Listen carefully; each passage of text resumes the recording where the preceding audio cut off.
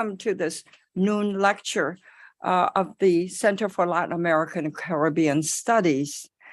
Today we have the great pleasure of listening to the work in progress by one of our very own professors. And I'm so pleased to introduce Professor Brian Meeks, who until recently served as chair of our Department of Africana Studies and the Rights and Reason Theater. Professor Meeks came to us from several important positions across the world.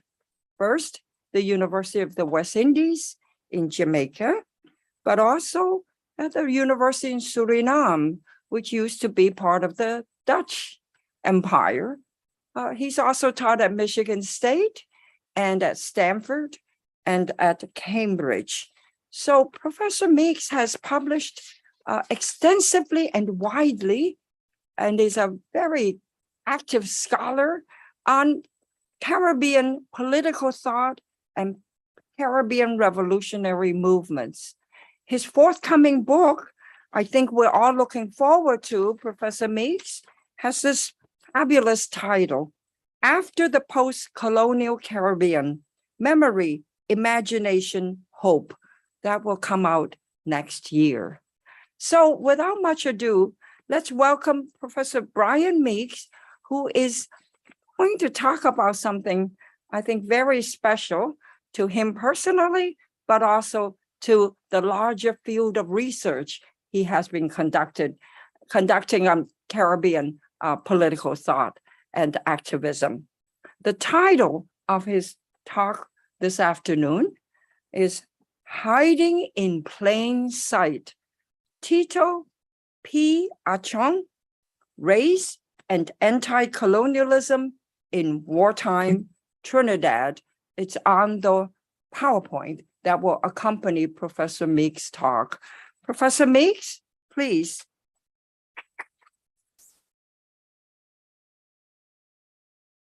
Thanks, Professor Evelyn Hugh Duhart, for that too generous introduction. And I want to also thank the Center for Latin American and Caribbean Studies at Brown, Director Patsy Lewis, Kate Goldman, Emily Rubelman for putting this together for me. I don't have a screen that tells me who is listening in, but I do suspect one or two family members have tuned in from across the world. If any of my aunts, Lilia Puntip or Diana Carmichael, are here, I want to give a special shout out to them, and you'll see why in a moment or two. And anybody else, welcome on board.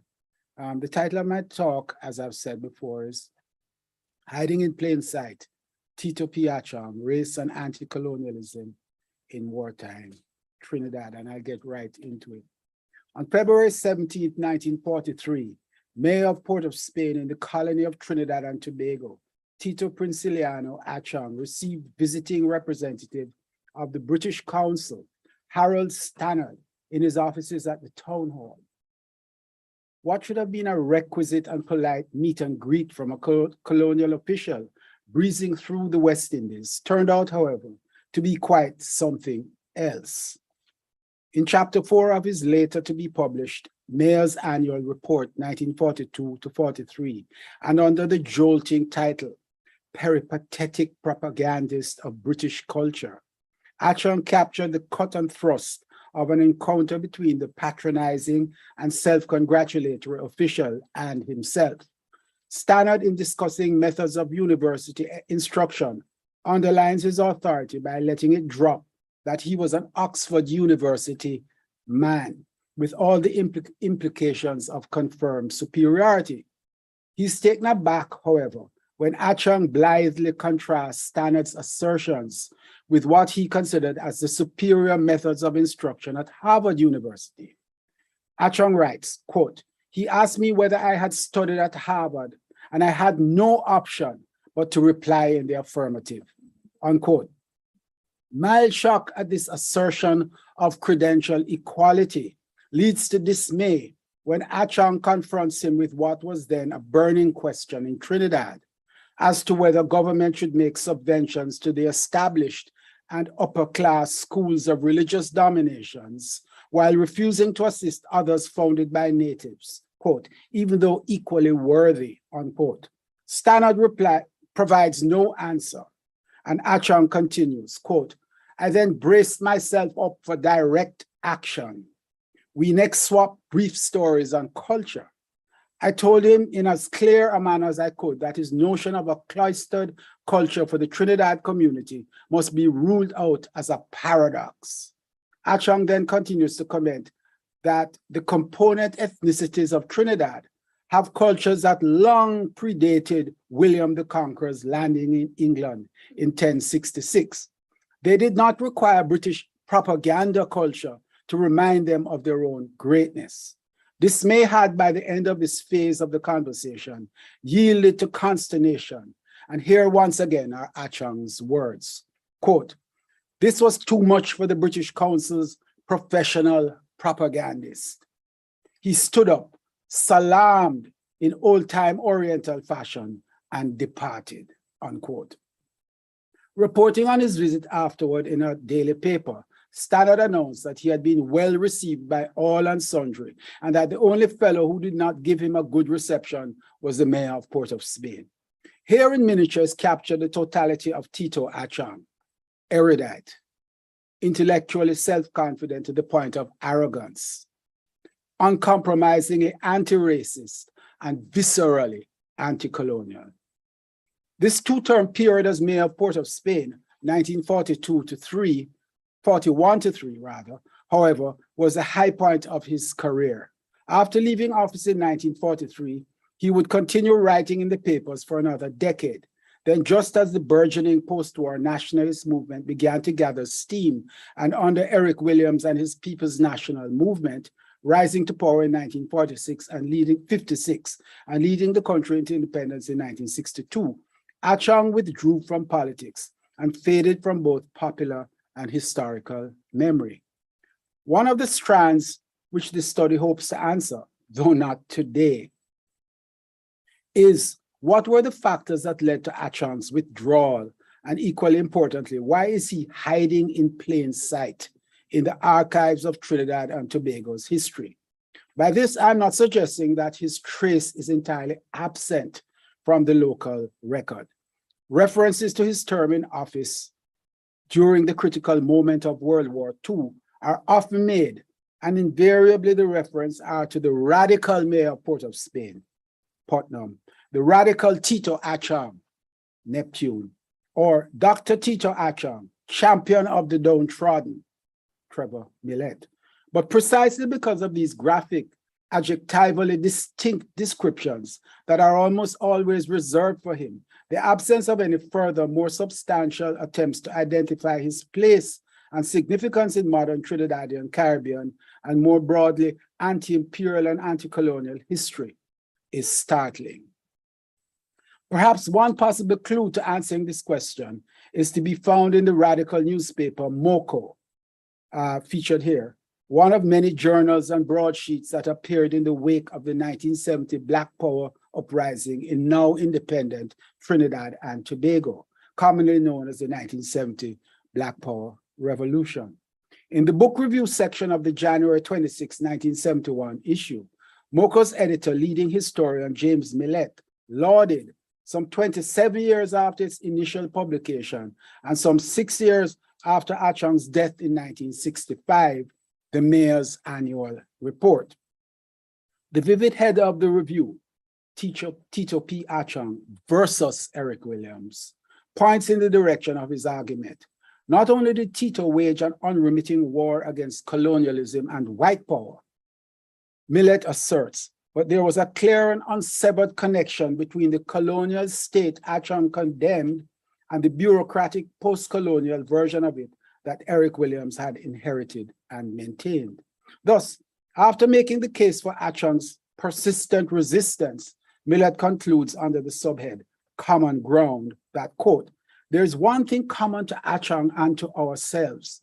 We are both confronted with a kind of power and with the abuse of it. Achong saw it clearly. The struggle was a struggle to the death. The forces that win are incompatible with subservience. Without a doubt, Millet continues, the book establishes the continuity of protest against the barbarism of our social system and implies the continuing of the system itself. Finally, it is remarkable how little the society has changed. Tito P. Achong could have been talking about the Williams administration and not a British colonial government. Millet here at minimum draws a sharp distinguishing line between the anti-colonial position of Achong and the post-colonial reality of Eric Williams' regime. This distinction also explains Achong's own withdrawal from the front line in the 1950s and his effective sidelining in the nationalist narrative since then. More work must indeed be done to unquestionably come to these conclusions, but Millet, in his juxtaposition, provides significant grist for this particular mill. Who then was Achong? What was his path that eventually took him to Harvard University before returning home? And where is he to be inserted in the class, racial, and ethnic hierarchy of late colonial Trinidad? Tito Princiliano Achong was born in San Rafael, deep in rural Trinidad in 1884, the year of the Berlin Conference that divided Africa among the European states and heralded the consolidation of modern imperialism. His father was Chinese, and available evidence so far suggests that he came directly from southern China, possibly in one of the waves of migration to the West that took place in the middle of the 19th century. Chinese immigrants from the South were almost invariably Hakka, a migratory people who had already internally moved from northern China. Hakka people had been significantly involved in the 1850 to 64 Taiping Rebellion, then the world's bloodiest civil war to date, with over 20 million dead. While many Hakka came to the New World for the typical hope of economic betterment, many were rebels fleeing retribution after losing the war decisively to the Qing government. Was Tito's father a rebel or just an ordinary migrant? There is no information so far to arrive at either conclusion, but it is worthwhile to think of this as one possible element in his formation. Another and far more easily certified was his mother, Maria Emilia Achong. A light-skinned mulatto woman from Martinique, she was a profound influence on all her children. When Maria Emilia complained about the quality of education her 5 children were receiving at the rural Talparo Roman Catholic primary school, the nun she spoke with announced to her that her children would not be doctors and lawyers, but mere farmers, so any further education was unnecessary. Incensed, she promptly pulled them out of the Roman Catholic school for a non-denominational school and was immediately excommunicated from the church. Achong's deep and abiding distrust of the church and state and the interlinked power elites of colonial Trinidad was almost certainly fostered by these memories, no doubt enforced by stories told of her refusal to accept her place in society and this unprecedented act of resistance. Who was Maria Emilia, and what spirit of uncompromising refusal did she bring with her from Martinique? There's a hiatus here for which further research is required. But if we might take a leap of faith forward for the moment, somewhere around 1902, at 18 years of age, Tito makes his way to the United States, and 5 years later manages to matriculate into the industrial section of Knoxville College, a now defunct, historically Black college, connected, though inevitably segregated under Jim Crow norms from the white University of Tennessee. The industrial school at Knoxville College taught mainly practical skills, but Achong's literary talent was soon identified, and he was matriculated into the regular university curriculum. Knoxville, I suggest, not only gave Achong, and you can see him here to the lower left of the picture with his graduation gear on, not only gave Achong a comfortable home and an effective, if traditionally classical education, but it brought him close to the heart of the Black American condition of the early 20th century. He soon became a regular writer for the undergraduate newspaper, the Aurora, and a leader of one of the literary societies that proliferated among the undergrads, Douglas Section A. Writing on a debate in which he himself was a participant, Achong, with no sign of self-effacement, reports, quote, Messrs. Charles Arnold and T.P. Achong locked horns. The question was, quote, resolved that the federal government ought to protect the Southern Negro in the exercise of the suffrage. In the course of a spirited argument, Mr. Arnold put forth several reasons why it was the duty of the federal government to maintain the status quo of the Negro. The negative, that is Achong, brushed away the affirmative's action as having no foundation and strutted away, bearing the palm of victory, unquote. By the time of his graduation from Knoxville, Achong had not only become a leader of the literary societies and co-editor of the Aurora, but deeply integrated into African-American student life. While it is difficult to know his outlook before college, it is reasonable to propose that two things certainly evolved in his way of thinking while there. The first was his appreciation of and developed opposition to racism. And the second was an appreciation of America, which in the end had given him an education that had been severely restricted or denied in Trinidad. Achong would, for his entire career, always respect and laud a certain US administrative and technical efficiency, which he contrasted with the backward British way of doing things. In 1912, Achong graduated with his baccalaureate in arts and returned soon thereafter to Trinidad. He dove almost immediately into the growing storm of anti-colonial politics, with one of his central interests being opposition to the denominational control of education. In a series of articles in the Port of Spain paper, The Mirror, later republished here in Knoxville student magazine, The Aurora, he lambasted Roman Catholic control over education and its effect in keeping people ignorant and suppressing any true search for knowledge under the guise of teaching morals.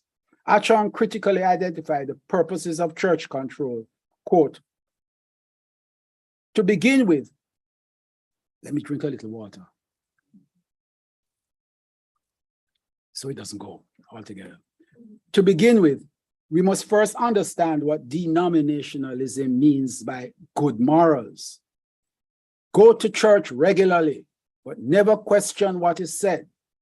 Never inquire into the whys and wherefores or the deeds of your rulers. God has put you in their hands, so be obedient. Contribute your taxes at stated times, but it is none of your business to know how the monies are spent. Be satisfied with any position assigned you. Taboo the lying doctrines of the Mills, Benthams, Voltaires, and other infamous strife stirrers and infidels. Eat plenty, sleep well, and wait for eternal bliss in the world beyond. Any Trinidadian who agrees to conform to all these with demur is, in the opinion of clericism, a moral man. Denominationalism in Trinidad is an armed camp whose mission is to neutralize our ambition and thwart our aspirations, unquote.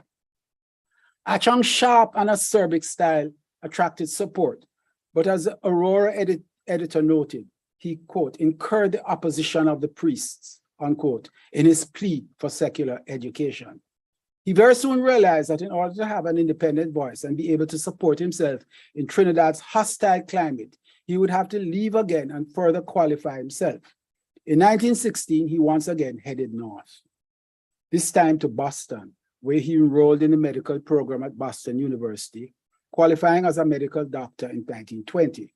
After this, he immediately matriculated into the postgraduate program in tropical medicine at Harvard, graduating with his DTM in 1924.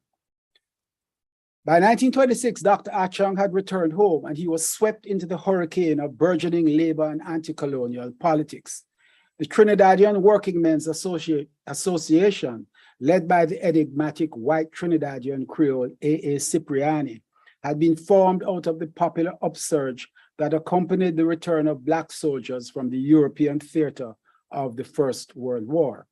Returning soldiers brought with them both an acute sense of racial injustice and an awareness of their own equality and worth, sharpened both by the experience of overt racism in Europe and the awareness of revolt and revolution at the end of the war, and above all, the overwhelming impact of the Bolshevik Revolution in Russia. Achong served for a time as editor of The People, the TWA's organ, and remained an inveterate writer and crusader in the 20s and 30s. In 1926, he was elected to the Port of Spain City Council for the first time, was deputy mayor to Cipriani in 1934, and served as mayor of Port of Spain from 1941 to 43. What were Achong's politics? We can clearly identify him as on the left wing of anti-colonial and anti-racist politics in the Caribbean. One of the clearest instances of this was his memorandum to the 1930 to 39 Moyne Commission, submitted and read into the proceedings. Achong was not, however, given permission to speak to the commission in person, and the file with his submission remained closed until 1970. I use this report to shortcut dozens of articles written in The People, The Standard, The Gazette, The Guardian, and other papers between 1926 and 1950, because by itself, it tidily encapsulates his views. Moyne and his team had come to the West Indies in the aftermath of the Antilles-wide upheavals that had taken place between 1936 to 38. The protests of the 1930s, marked by general strikes, island-wide shutdowns, arson, and significant violence directed against the protesters, were anti-poverty, anti-starvation, and against unemployment, and demanded the right of labor to organize to form trade unions and fight for better wages and living conditions.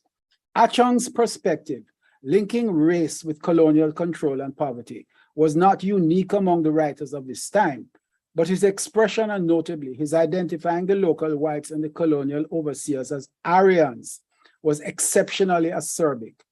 To quote from his submission to Moyne, "Unfortunately, there is for the time being a grave cleavage between the people of the land and the Aryan immigrant colony. The protégés of the British Colonial Office, the latter numbering about 1,500, plus their henchmen not exceeding 2,000, out of a population estimated at 450,000. The primary reason for this cleavage is obvious enough to all endowed with some measure of disinterestedness. The people want economic and social betterment, and this they must have. We, the people, have had enough of glorified injustice, unconscionable exploitation of colored labor by white capital, lying imperialist propaganda, and economic dogmas expedient to monopoly enterprises. Our limit of tolerance has been reached, and we are now in duty bound to protest and to make it known that we are not the fools and knaves that propaganda insists that we are." Achong had developed understanding of the political economy of colonialism, leaning toward a class-based Marxist approach, but importantly, incorporating race as a critical factor in social determination. Achong was certainly influenced both in his US sojourn and after by Garveyism and its foregrounding of race, but also retained an understanding of capital as the overarching mechanism guiding imperial exploitation and extraction. In this, his thinking runs parallel to his Trinidadian American academic contemporary Oliver Cox and foreshadows the work of Cedric Robinson and Walter Rodney. Again, to quote from the memorandum, quote, "In Trinidad, white capital possesses everything of value, namely land, machinery, forests, natural resources, petroleum, asphalt, and everything else in the earth beneath and in the heaven above. Colored labor owns nothing excepting its undernourished body, who must conduct itself in accordance with the labor catechism of white capital, if it is to receive any sort of casual favor," unquote. He had an equally developed view and hostility towards the British Empire and the purposes and ends of British imperialism. Note also his subtle connection of British imperialism, imperialist thinking with extreme German nationalism and Nazism. Quote, as is known, the policy of the British Colonial Office is that non-European populations in the colonial empire, raw material areas, exist for the purpose of providing Great Britain with cheap raw materials. The political, economic, and social advancements of colored labor are no part of the imperial scheme. No amount of sugared hypocrisy will ever mask the bitterness of that pill. Joseph Chamberlain was loud in spreading the news that natives were merely serfs of the colonial estates. Treitschke taught his countrymen that colonies were the foundation of the greatness of European countries. Consequently, Hitler wants colonies, naturally. I've been given a 5-minute call, but I'm going to steal a few minutes on the other end. His analysis, notably, didn't end with just a critique of the colonial system, but developed a detailed set of plans to reform local authorities in order to administer substantial changes in housing, health, hygiene, and water delivery systems, all areas that pertain to his own training in tropical medicine and that he had gained experience of in the city council over the previous decade. I'm going to jump and just give you a quote which ends the report. Quote, England is a land of caste and subservience, of great wealth centered in the hands of a few, and dire poverty of the majority. The men sent here to govern us and others licensed to exploit us are recruited largely from the subservient class.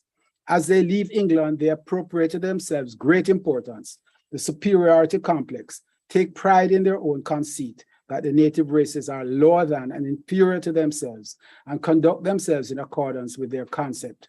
Accordingly, underlying it all is what Lord Morley styled incendiary of civilization, race, unquote. And then he goes on to say that the only remedy that will at least help in ameliorating our economic disability is a wider distribution of political authority, simultaneously with equality of opportunity and education, calculated to enhance the earning capacity of the people. One feature of Achong's life that is of distinct interest is his relationship to the Chinese community. I have already mentioned the uncertainty as to the exact trip on which his father came from China and the impetus behind his leaving his home. What is certain, however, is that one stream of his radicalism ran through the 1911 Chinese Revolution that ended the last Chinese dynasty, the Qing, and made China a republic. Achong sympathized with and maintained close links with the Port of Spain branch of the Kuomintang, and particularly the left wing of the movement led for a time by Sun Yat-sen. He was deeply influenced by the fact that among Sun Yat-sen's closest advisors, many would conclude his closest, was the Trinidadian Chinese lawyer Eugene Chen, known in China as Chen Yuren.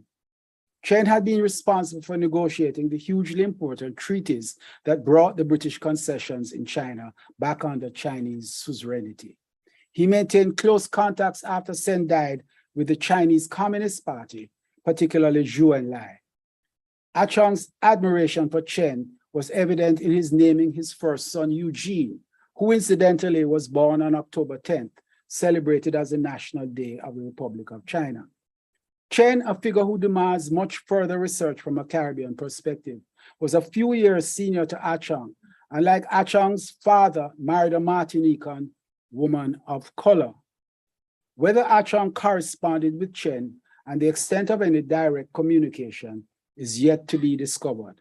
But there's no doubt that Chen set an example of what was possible for a Trinidadian to operate on a global scale and to be engaged in a struggle against global capital.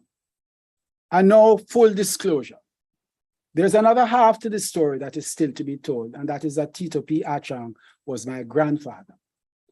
On returning from Harvard and within a year, he married Julia Pena, a young woman from Princess Town, close to the Coca region of central Trinidad, and 15 years his junior. The marriage bore 8 children, of which my mother, second left in the picture here, was the second and first girl. Corina Achong would do exceptionally well in school and become the first person to win the prestigious Island Scholarship for Girls in 1948. One of the continuing questions that remains to be resolved relates both to the style and methods to be used in writing this story. Achong's hidden history must be told, but how can I disentangle it from my own? That's me, by the way, in the center foreground. How can I disentangle it from my own? Tito Achong died when I was 12 years old, and I only visited him as a child twice. This is the first visit. I grew up in Jamaica, and by the way, that's him to the right, and his wife, my grandmother, Julia, to his left. I grew up in Jamaica, where my mom settled with my dad, and travel to Trinidad was not cheap, as they struggled to establish themselves as young professionals. So it isn't hard for me to write about him in the third person and to stick as much as possible to archival evidence, along with the recorded memories of the remaining members of his family and mine who were still alive and whom I interviewed when I started this research. Some are actually listening in today. But how much of his legacy runs through my own path to radical Caribbean politics as a young person growing up in the 60s and 70s, and how much of him, however frayed, remains in my lifelong interest in the radical Caribbean.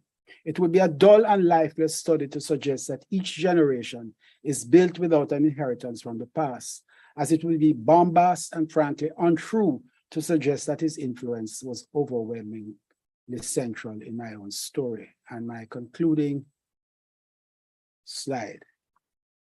Both the style and methodology, therefore, and so many other tributaries of this narrative remain as yet unresolved or even unexplored. Among them, I mention a few. What were the critical moments, events, and influences, both in Trinidad and in Knoxville, that led the young Achong along a path of consistent, unwavering anti-imperialism, anti-colonialism, and anti-racism? What were the influences that led him to equally laud and praise Yankee know-how as he counterpoised it to British inefficiency? How did Achong resolve his profoundly egalitarian perspectives on race and class with what appears to be more traditional patriarchal notions of the family and the position of males, both within it and more broadly in politics generally? How did Tito imagine himself as someone of Chinese, African, and European heritage? And what effect did this have on his social standing as he lay his bed on the side of the poor? What was Achong's relationship with the burgeoning anti-colonial intellectual movement in Trinidad? Here I am thinking of the group around the Beacon magazine with important figures like Gomes, Mendes, and de Boissier, but most notably CLR James. How, if at all, did Achong correspond with James, George Padmore, and other internationally oriented Trinidadian radicals? Finally, as this brief overview started, why is Achong and his mayor's annual report still relatively invisible amidst the rich and deep pantheon of Trinidad and Tobago scholars and activists who fought against British and global imperialism and its racist order?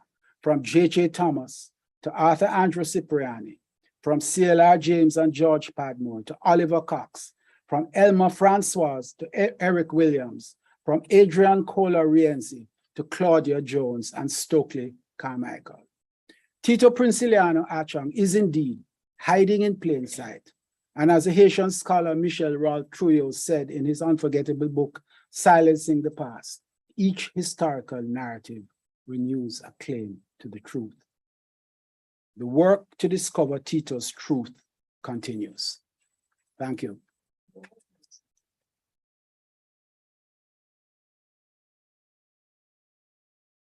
Come up to the front and take your questions, and those who are listening in from in the cyberspace. Brian, I am so moved by your talk.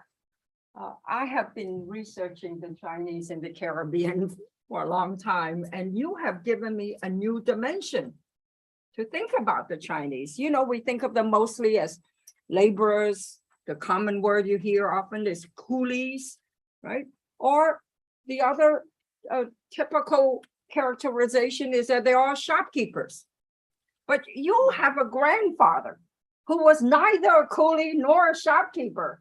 He was a professional, he was highly educated, and he was not just a political figure, but a radical activist, no, at a critical time. So let's have some questions for Brian. I'm sure, being the person that he is, being the wonderful scholar that he is, and the great teacher that he is, Brian, you welcome all questions, right? Absolutely. All questions. And if you have any doubts about anything he has shared with us, please bring that forward so we can have a lively and good discussion. Remember, yes, please, and just give us your name. Yeah, Erica Durante from Plax. Thanks, Brian, for this lecture. So during the entire talk, I was asking myself, like how did he find Tito Princiliano Achong? Since you are talking about the statement is hiding from the archive, right? And then I understand that you, at the moment, you only covered part of the archival evidence, not the entire archival research. So I was very curious about this. It was the question that I was going to ask you, but then you somehow uncovered the secret partly. So I'm asking, like, how did you start, like, researching this life story, and also about the question of, like, how can you move forward, given the fact that you feel biased by the genealogy that you share with him. Maybe I was thinking, since you are insisting in this radical Caribbeanism, maybe a way would be, but Professor Udeart can also, I mean, I'm sure she also has some proposals in the respect. Maybe if you can recreate, you know, this community around him. You were mentioning Eugene Chen, and like a possible companion somehow, no, for your grandfather. Maybe if you recreate this community, this constellation of radical intellectuals around him, this can also help you to fight against this bias in terms of methodology. I mean, that's all I had to say. Thanks so much. Well, yeah, thanks so much, Erica. It's a good question. It's one, as you can see in the end, that it's one that I'm aware of, right? And you know, as I said in my conclusion, there could be a study, a very useful study, which excludes, first of all, myself. I become the third person. I become the narrator. But I also suspect that who I am is in a sort of 1,000 miles away and a generation away from him. I'm influenced through my mother indirectly. I'm influenced both in a positive and a negative way in his direction. And that will hopefully come out in the story. But I don't want this to become my story, obviously, because that's deeply egotistic and his story needs to be told. But I can't pretend that reality doesn't exist. And also the motivation to write, of course, came from you know, personal influences. My mother was a big influence who would talk about him in the positive and the negative, and whom I told ultimately that I was going to write this and never started. My wife, who's here as well, was another influence on me, asking, you know, saying, when you're going to do this Tito study? So there are these pressures that are coming from home, so to speak. My late mother, she died in 2013. But you're right. The sort of double-barrel second part of your question relates to how do I construct his relationship in relation to his times. And yes, it has to be. I mean, Trinidad is a quite remarkable place. It's first of all, Trinidad benefits from the fact, and once, I don't know if the word benefit is right, from being a new colony, right? It's a backwater of the Spanish Empire, which is Spanish give up and turn over to the French, who are running away from Martinique, Guadeloupe, and Haiti, and who therefore become the elite in a place where there really is no developed plantation agriculture, unlike the Jamaicas and the Barbados is, and of course, Saint-Domingue itself, which became Haiti, all relatively developed plantation, hierarchical, racially structured. Trinidad has all of these openings and cracks because it develops late. It's a 19th century colony. Doesn't mean it's not oppressive, it's not exploitative, but it has a different, it has more openings for for figures like Achong to emerge, for figures like CLR James to emerge. There are a whole set of people across a range of third world radical thinking and activism who come out of this late British colony because of its lateness, because it isn't sutured in the way in which others have been sutured over 2 centuries of British domination. And he's one of them, right? But he's missing from the story. He's hiding in plain sight. He's there, but he's not there. Yeah. And so therefore, it's how do you bring him to the surface? What are techniques you use? And also, of course, I mean, they're just some ordinary things like digging in the archive. And this summer I was both in Trinidad and in the British archives, digging and coming up with gems. Patsy was with me, and every now and then I'd call from Trinidad, or we were together in Britain and said, I found this, or I found that, because there are all of these things that are there but haven't been fully uncovered. The other thing is, I have made this point in the early part, there's so many people who mention Tito Achong, because his book is there, but they mention him in a glancing way. But every time they mention him, they use the radical adjective. It's almost as though they'll say, yeah, so there's CLR James, and then there's a radical Tito Achong. I say, whoa. So they've attached radical to Achong and left it off of James. It's that kind of juxtaposition which I'm seeing. So after a while, I begin to say, who is this guy? And when you read the text that I've given you, it's very clear that he had a well-defined position, very well-defined, and spoke with a degree of authoritativeness, which demands further work be done on him. That kind of went around your question. Yeah. Very good. You really opened up, Erica, more space for discussion. Anybody else? Yes, please do. Stand up and introduce yourself, please. Luis. This is a curiosity based on your bonds with Achong.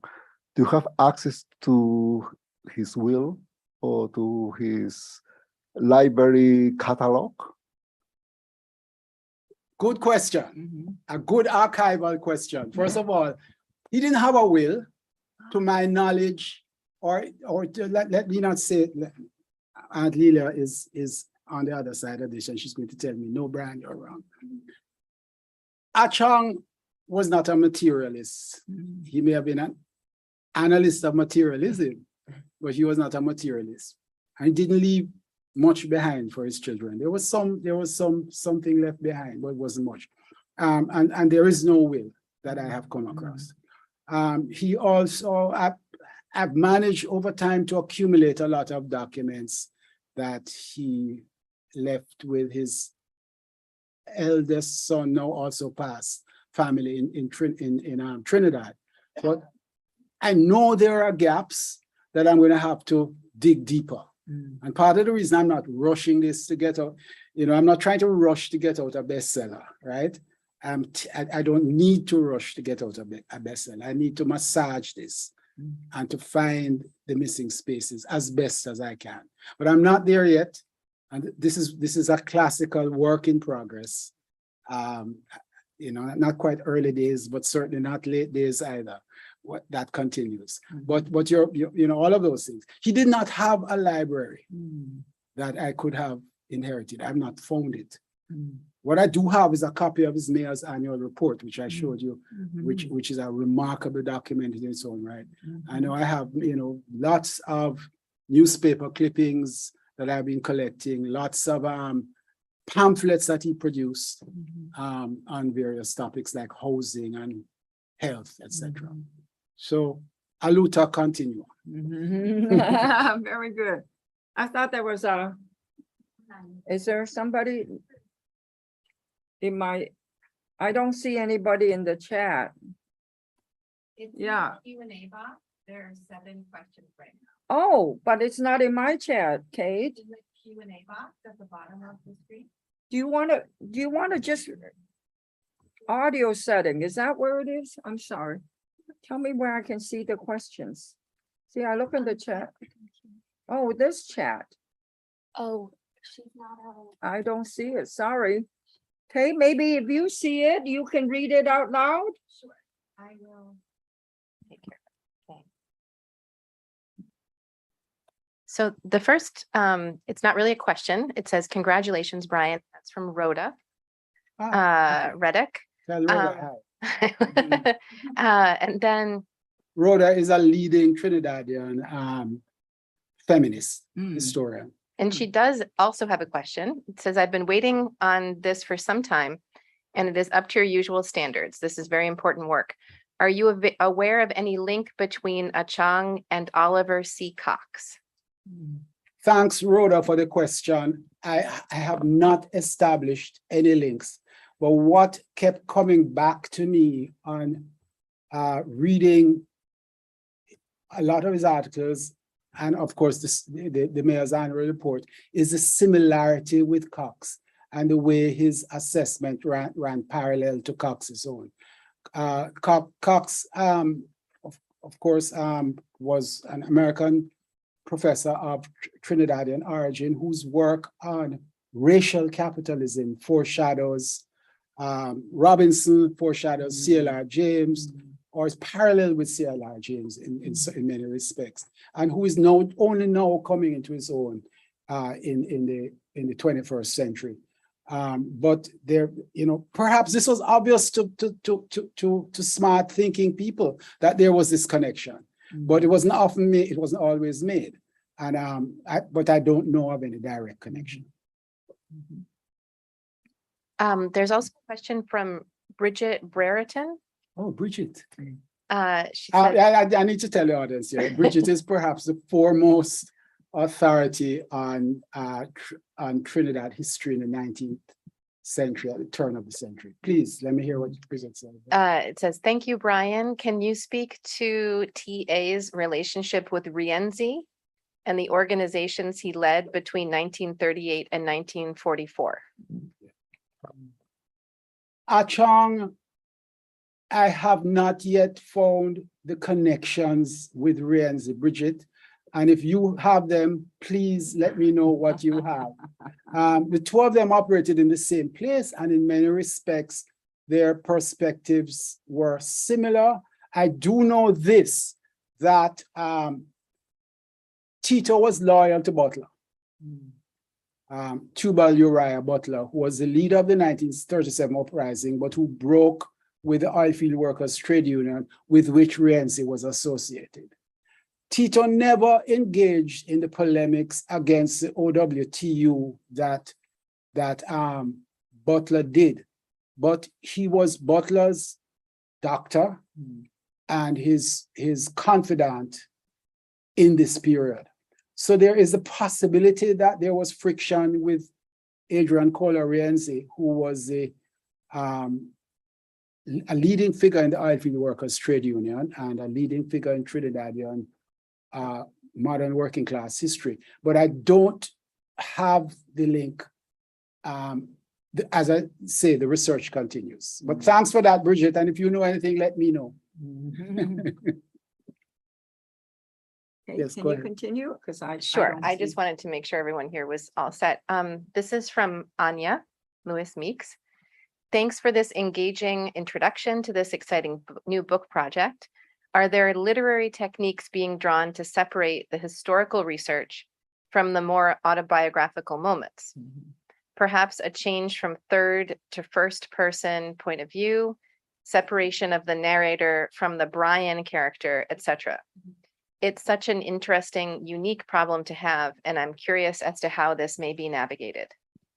Okay, first of all, since I've been introducing everybody so far, that's my dear daughter, Anya Louise Meeks, who is a graduate student in English at Duke University. Thus the question. And Anya, all I can say is thank you so much for that question. We will have long discussions over the winter break. Oh, a private discussion. We're not going Absolutely. to be part of it unless you invite us to your home for the winter. Yeah, break. but it is, let me say this to her, that it is definitely an approach which I'm thinking about. And thanks for putting it in that more technically correct way than my adult thoughts. This is from W. Harding. Thank you for offering this presentation to recenter Tito Achong's personal, political, and intellectual interventions in wartime Trinidad. I wanted to ask more about his time in Knoxville. In your research, were you able to get an understanding of who were his fellow student interlocutors at Knoxville? How did they shape his ideas on race and/or anti-colonialism, and how did he shape theirs? First of all, W. Harding is my dear, now graduated Brown PhD student, who is now a graduate of Brown, actually, Warren Harding. Thank you, Warren. Working dutifully on that link. I do have significant material already, particularly from the Aurora, the Knoxville newspaper, really a first-class piece of student journalism coming out of this Black college at the turn of first years of the 20th century. But I have to visit Knoxville, the city, where the archives are, and that's part of my agenda. Thank you, Warren. Very good. Any other comments here? Yes. Brian, sorry, I have another question, which is about the Catholic community in Trinidad, because you said that he was really anti-clerical, anti-Catholic, although he has a very, Latin imperialistic name, right? So what was the proportion at the time of Catholic people in Trinidad, and also any relations you're aware of with Fanon, because there are a lot of similarities also by the medical profession and other things, just to Okay, I can answer the Fanon part more easily. No, we're talking about slightly different periods, and of course Fanon goes off to France and then to Algeria latterly and so forth. But it's a good thought to develop. His mother is what I'm interested in, who came from Martinique. And I'm getting the feeling here of a strain of anti-racist, anti-colonial thinking that's coming through his mother, and who has been silenced. It's always the men who have something to say, but she's the one who pulled them out of school and said, you're not going back there, and was willing to be excommunicated. I mean, that's a big deal for a Catholic. The Catholics were a significant component of what you would call the Creole Trinidad population, that is the non-Indian population, and were, for a significant amount of time, the majority formal religion, but the Trinidadian Creole population, that is Black as well as the white and mixed race population, were always roughly, varying in the 19th century from 2/3 to a half to maybe less than a half of the total population as things move along. And when I hear people like Bridget Burton on the line, I'm just bouncing off these fractions badly. But so always a significant part of Trinidad, having a far more profound hold though, because of the Spanish then French connection. And of course, the French connection was the sort of planter aristocratic Catholics who came. And so he was very much opposed to that. He himself was not religious. I think that is pretty apparent from what he has said and also from his general perspective. But I can say that his wife was. Very much so. Yeah, Martinique was part of the French Caribbean. Absolutely. So there's that French colonial heritage. Precisely. If I may, Brian, I was very moved by the end of your talk when you say, I want to disclose, this is my grandfather. And then you asked, what do I have to do with this grandfather? What is my direct inheritance? And I see it in your work. I mean, if your whole life's work is about Caribbean radicalism, anti-colonialism, your forthcoming book, don't you see that there is that kind of inheritance? You know, the inheritance doesn't have to be direct. He didn't have to write a letter. You don't have to say, acknowledge it, but it seems to me part of who you are has something to do with this grandfather, now that you're looking into his work, no? You may not have known that earlier until you started looking into it. His mother thought so. His mother? Yeah. Yeah, Sure. thanks for that, Evelyn. I imagine so. And this is what, so part of this process Yeah. is a sort of psychoanalytical process as well as genealogical process. Yes. How do you transfer knowledge, sentiments, passions when there is no direct connection? There is no, of course, there's no World Wide Web. And, you know, to make a telephone call from Trinidad to Jamaica at that time was a fortune. And thirdly, I was only 12 when he died. You were only So 12. you know, the connection is not, it's complicated. It comes through your parent, it comes through hearing bits and pieces. Who But knows? to your mother too. Yes, as Patsy absolutely. says, in, you know, in small and big ways. But I see another connection. You know, how handsome Brian is. And look at that handsome grandfather. So I'm just No comment. But I have to say that. I thought the photos, he was so handsome. He was a good looking man when He was was young. a good looking man. But here's the other thing that I'm sure it hasn't escaped it. But it's a common Caribbean phenomenon that I think merits much more attention. And that's the Afro-Asian connection. I mean, over and over again, we have that Afro-Asian connection, particularly among Jamaicans and Trinidadians. And that is because most of the Chinese immigrants, like your Achong's your great-grandfather, Achong's great-grandfather, coming from South China, Hakkas, they were almost all men.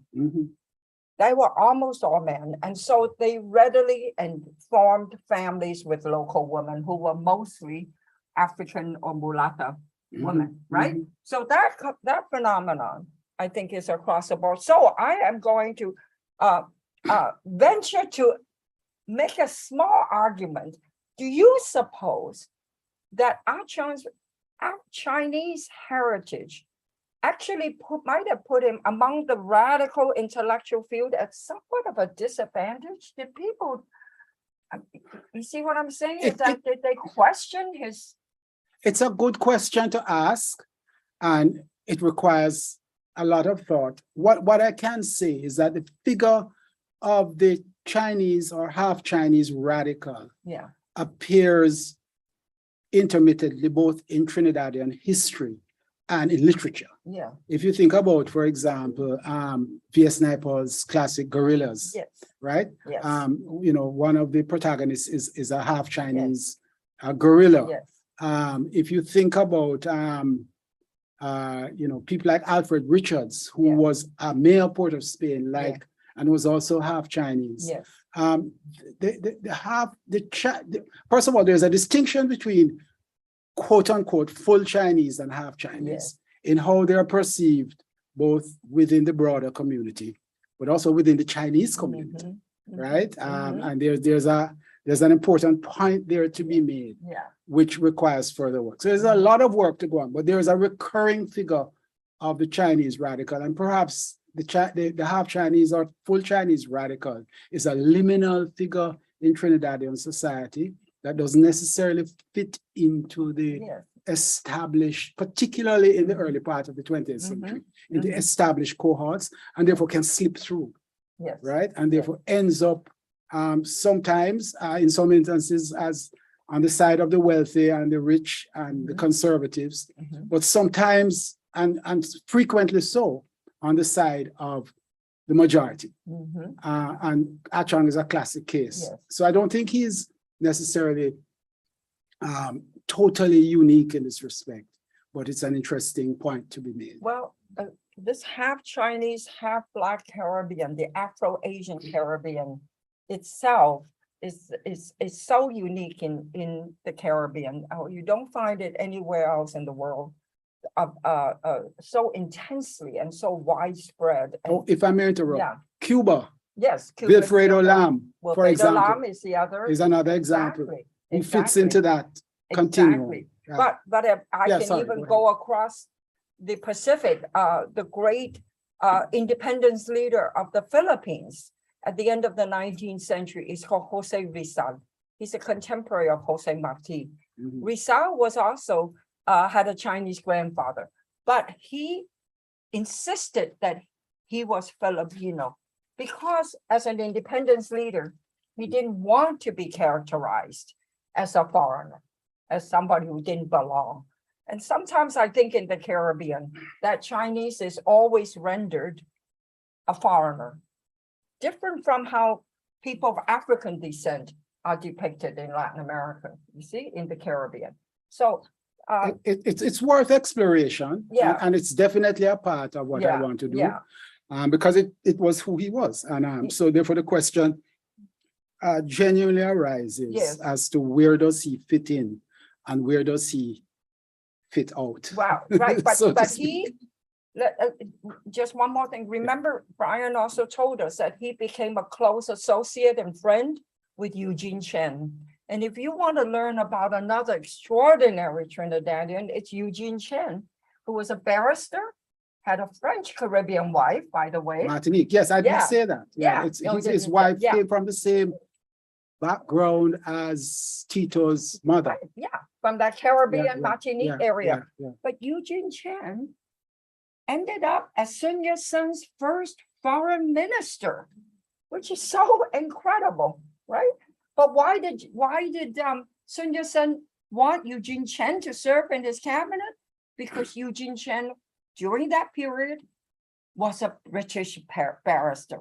I mean, it was because Eugene Chen's knowledge of the British imperial Absolutely. system that made him valuable. And he could To speak to Sun them Yat-sen. in ways in which Yeah, Sun other people Yat-sen could you not. see? Yeah. That's what I mean. So I think that's a kind of thing we don't recognize about these Caribbean anti-colonialists, because part of Eugene Chen's decision to go in China was, I think, part of the same sort of feeling about independence. No, he saw Precisely. independence in China, so he went there and lent his services. No? Precisely. So anyway, it's just you open up. I think you open up a big Yeah. can of worms, shall we say, but a big one. Is there one more question? Is that it? Yeah. We have a bunch of questions. Oh, Okay, well, I'm gonna try and sort of condense them. Why don't you read them Although- all out and Yeah. then Brian can just kind Yeah, of finishing up, okay? Okay. Although we're not in a hurry, so take your time because some of these are very rich. So I just want to go ahead and say that. Sure. So we have a couple of people mentioning sort of more ideas for you. So the right to sit on the Port of Spain City Council was something that Tito was Mhm. very much involved in, and that might add something else to your study. That's from Rhoda as well. Yeah. Georgia K. White is saying that there might be a way that oral history could fit into this research. Mhm, Leslie Richards wonders if there is any correspondence with Marcus Garvey. mhm. And then Rhoda also mentions that as a student of radical Caribbean social thought, it's important that the radicals who stayed home did not gain the global attention that those who migrated did. Mhm. And then the last one is from Julie Meeks. And she My says, sister. on Mhm. behalf of the family listening, thank you for this work and congratulations on the presentation. Excellent to hear from Rhoda, Bridget, and Anya. Mhm. Did you find information on Tito P's brother, whom I believe also made it to the US with him on the first trip?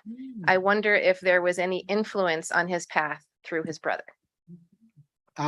First, let me start with Julie at the end. Hi, Julie. Thank you so much for the comments and congratulations. No, I haven't found that. Whatever information you have, please turn over. You know, this is why the struggle continues, the work continues. But that sounds like a really interesting strand which needs to be picked up, Yeah. and which I haven't done yet. Leslie Richards, many of these people I know, not all. But hi, Leslie. No. what is clear is that there's no question of his language, his style, the way he approaches race is, it's Garvey's influence, the time he lived in the South and in the States in general. The first period in the early years, early decade, the second period in the 20s. Garveyism is written all over it. So there's no question about that relationship. But what distinguishes him is his close connection of race with capital, white capital. And the way he does it shows Marx as much as it shows Garvey. And an attempt to find a solution to that sort of eternal dilemma in the history of African American radical movements. So he's working in that space, but Garvey is in there nonetheless. Did I miss anything there? Well, others were just suggestions of what you might, such as oral history, which I'm sure you're going to be doing. Absolutely, oral history. There's not so many orals left. Right, because you're talking about oral history, talking about people who are alive in that time. There's not so much left. One of the aspects of oral history that I've been very careful to try to do is to work with his children, my aunts and uncle, who were still alive when I started this research a couple of years ago. One uncle, Eamon, Eugene was named after Eugene Chen. Eamon was named after Eamon Valera. So there's no question about where he was going from Ireland. But Eamon passed. But I did interview him, have a long interview with him, as I did with Leila Puntip, who's my aunt living in Calgary, and Diana Carmichael, my other aunt living in Trinidad. So Peter Payne, my cousin living in Trinidad, who is on my grandmother's side of the family as well. So there are oral interviews from a family perspective, but there's work to be done. Something was said about the city council, the town council. This is absolutely central to the research. The town council in Port of Spain went back to the Spanish Cabildo and inherited that independence and peculiarity of the Cabildo from the Spanish colonial period, and became the center of anti-government, quasi-democratic work, because it still had a property restriction on the franchise, but it became a place where locals could contest the governor and the absolute crown colony power of the British governor. And so therefore, if you were mayor of the Port of Spain City Council, you were the most powerful elected figure outside of the colonial power. And he was that for a period. Well, we could probably go on for a long more time because as I said, you've really stimulated us. So thank you very much, Professor Brian Meeks, and we will continue this conversation at another time. Thank you. Thank you. Thank you, all of you who are listening in from wherever you are, and thank you, Center for Latin American Caribbean Studies. Thank you. Thank you. Great. Oh, that was wonderful. Yeah, thanks. People Thanks. came